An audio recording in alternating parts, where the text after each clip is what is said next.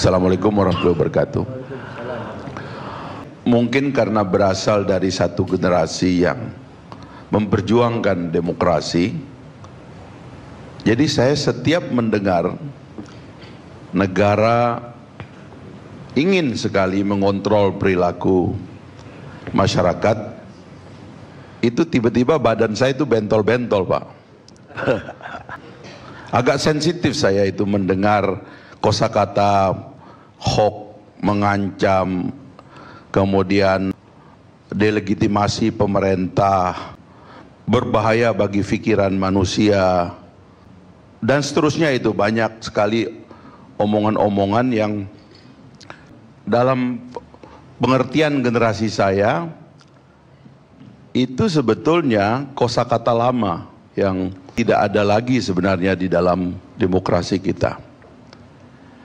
Salah satu sebabnya memang nanti saya akan menguraikan ada 3 hal sebenarnya kenapa kegamangan transisional ini muncul sekarang ini. Ada 3 sebetulnya, dan tema ALC malam ini luar biasa bagus karena kita harus temukan ini, dan kita harus juga temukan nanti pada poin ketiga, temukan jawabannya. Pada siapa kita harus meminta agar kegamangan transisional ini diselesaikan.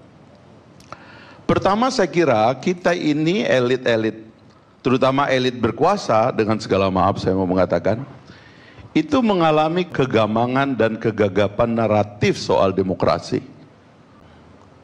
Mungkin nggak ada yang menikmati demokrasi itu dan tidak mengikuti prosesnya, sehingga makin hari saya tidak menemukan ada kaum intelektual yang sanggup membela pikiran-pikiran pemerintah, pikiran hukumnya. Kalau ekonomi kan lebih banyak tukang itu kan, karena kontrol panel saja. Tapi pikiran-pikiran ideal soal masyarakat, soal freedom of speech, soal kebebasan mimbar, soal kampus dan sebagainya, itu semakin jarang kita dengar. Dan saya pengen nantang hari-hari itu, pengen dengar gitu, ada pendukung pemerintah itu yang agak ideal berbicara tentang demokrasi, ya, tentang nilai-nilai yang kita perjuangkan tahun 98. Kegagapan itu karena nggak tahu bahwa konstitusinya berubah secara mendasar. Ini terutama yang saya ingin katakan itu. Falsafahnya berubah, kita berubah dari negara totaliter kepada negara demokrasi. Ini kurang ini dipahami, apalagi turun ke penegak hukum, mohon maaf ya. Ini di atasnya, di kaum intelektualnya saja ini nggak nyanda ini pikiran. Bahwa dulu di zaman totaliter itu, negara dianggap lebih penting daripada masyarakat. Negara tujuan besar kita. Semua melebur untuk negara. Negara lebih penting daripada rakyat. Itu falsafah totalitarian yang kemudian menyebabkan kita semua ini dikebiri oleh negara. Negara mengontrol pikiran, negara mengontrol kebebasan mimbar, kebebasan berpendapat, sehingga hampir tidak ada lagi kebebasan itu. Itulah yang memicu ledakan sosial, bukan karena orang nggak makan sebenarnya, tapi karena dihimpit kita ini oleh ketidakbebasan. Lahirlah negara demokrasi. Kalau kita membaca 4 kali amandemen, pasal-pasal paling banyak dalam amandemen itu adalah tentang kebebasan individual, hak-hak kita.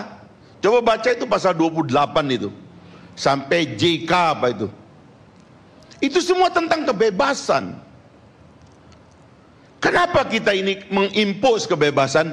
Karena dalam demokrasi kita curiga kepada negara. Negara ini harus dicurigai, and necessary evil. Negara itu sinful sebetulnya. Negara itu semacam kejahatan yang terpaksa kita hadirkan karena kita ingin mencapai tujuan dan cita-cita lain. Maka kecurigaan kepada negara upacara dari rakyat demokrasi. Jadi kalau ada negara nggak mau dicurigai, jangan hidup di sini. Masih ada 2 negara boleh tempat hidup sekarang, Korea Utara sama Tiongkok sana. Jangan di sini. Ini udah berubah. Indonesia sudah berubah, Pak. Jadi kosakata menjatuhkan legitimasi pemerintah, memang mau dijatuhkan legitimasi pemerintah, emang kenapa? Dia dibayar kok. Maling lagi. Sudah dibayar maling lagi. Jatuhkan itu kredibilitasnya. Kalau Anda mau kredibilitas Anda bagus, bela diri secara baik. Secara intelek. Bicara yang baik. Jangan kemudian mengimpus pasal-pasal karet untuk mengancam orang yang berpendapat dong. Kalau orang bego nggak bisa jadi pemimpin dalam demokrasi. Itu teorinya. Hanya orang cerdas yang bisa memimpin demokrasi. Nah gitu, itu cara berpikirnya, filsafat demokrasi itu begitu. Dan kita sudah bikin konstitusinya.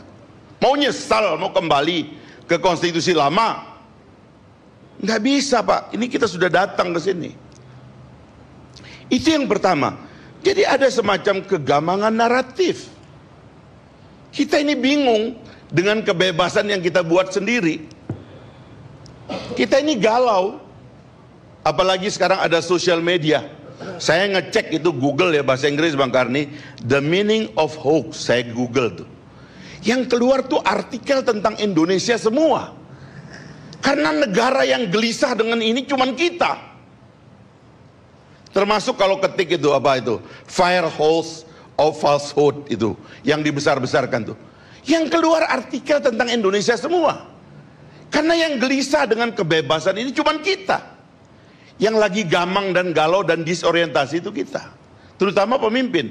Dan terutama para penguasa sekarang. Jadi kebebasan itu harus dihadapi dengan cara lain. Dalam demokrasi. Perang naratif. Apa versimu negara? Bicara dong. Bahkan sekarang bukan cuma mau naruh pasal. Sudah dilakukan begitu banyak tindakan preemptif. Dan kita semua diam. Dan yang paling banyak diam itu Fakultas Hukum. Itu kan omongannya Prof. Andi Hamzah itu kan fundamental itu. Kalau saya jadi ahli hukum, mundur saya itu. Ya. Kita mau mengatur-ngatur hal-hal yang nggak bisa diatur, tapi karena pandangan negara harus menseleksi pikiran-pikiran seperti Goebbels tadi itu. Lalu itu mau diterapkan, mana pikiran yang boleh, mana yang tidak boleh. Sudah lewat Pak, udah 20 tahun lebih. Itu yang pertama yang menyebabkan kegalauan. Kedua, negara melemah kapasitasnya. Memang ada yang berat dari negara itu. Dalam teori kita belajar negara, negara ini memang organisasi yang susah diukur kinerjanya Bang Karni. Ngukir kinerja pribadi, kinerja perusahaan, kinerja keluarga, kinerja organisasi non-profit, bahkan Peter Drucker menulis tentang organisasi non-profit sehingga kita bisa menilai kinerja dengan baik. Negara itu lembaga organisasi sosial besar yang sulit dinilai kinerjanya. Sehingga kadang-kadang negara itu gagal pun nampak sok sukses. Dan itu juga yang terjadi dengan kita sekarang ini. Negara kita ini saban hari berkampanye sok sukses. Padahal gagal. Saya ini anggota DPR, saya ini mengawasi banyak pekerjaan pemerintah. Saya baru terbang dari Lombok tadi. Kenapa orang Lombok tuh begitu marah tadi, kampanyenya dahsyat? Karena orang Lombok merasa ditipu. Bagaimana negara 8 bulan yang lalu presidennya mengangkat buku tabungan kayak begini, saya akan transfer besok 50 juta, sampai hari ini ditransfer, begitu datang ke bank nggak boleh dicairkan, harus bentuk kelompok, kelompoknya nanti asesmennya dari Jakarta, harus ada rekomendasi ini bencana, orang lagi susah, duitnya transfer aja, kenapa sih? Untuk maling aja gampang kok, untuk rakyat susah. Jadi negara ini kapasitasnya rendah, tapi saban hari memake up dirinya seolah-olah sukses. Dan termasuk gagalnya itu adalah gagal menghadapi narasi. Saya nggak ngerti negara ini siapa juru bicaranya sekarang. Begitu banyak persoalan yang ada dan kebingungan yang mereka tidak mengerti dari kebebasan rakyat itu. Mereka nggak punya juru bicara. Amerika Serikat tadi yang diceritakan oleh Bung Arya itu ada press secretary yang melayani media 24 jam. Bicara seperti ini tiap hari. Ada isu apa jawab, ada isu apa jawab. Dia tenangkan masyarakat tiap hari, dia jawab. Kalau ada hoax di tengah masyarakat, dia jawab saat itu juga. Sehingga hoax itu kemudian gak harus dihukum. Sekarang cuma orang bilang idiot, masuk bui. Itu yang terjadi sekarang. Dan sekarang mau dikriminalisasi dengan terorisme. Sehingga kebebasan kita berpikir ini akan dihambat. Tidak boleh ngomong ini, tidak boleh melakukan itu, dan seterusnya. Sekarang sumber masa depan kita apa kalau bukan kebebasan? Kenapa orang di negara-negara demokrasi itu dalam risetnya pertumbuhan kelas menengahnya tinggi, inovasinya tinggi, ekonomi kreatifnya berkembang, mereka memproduksi semua hal. Kenapa? Karena kebebasan. Sekarang kebebasan mau dihambat, bahkan mau dituduh teroris. Ini termasuk kinerja negara yang sebenarnya sedang melemahkan dan menjatuhkan kita, tapi mereka menganggap dirinya lagi berprestasi. Saya sering mengatakan, koruptor tambah banyak, tapi tiap hari kita disuruh tepuk tangan.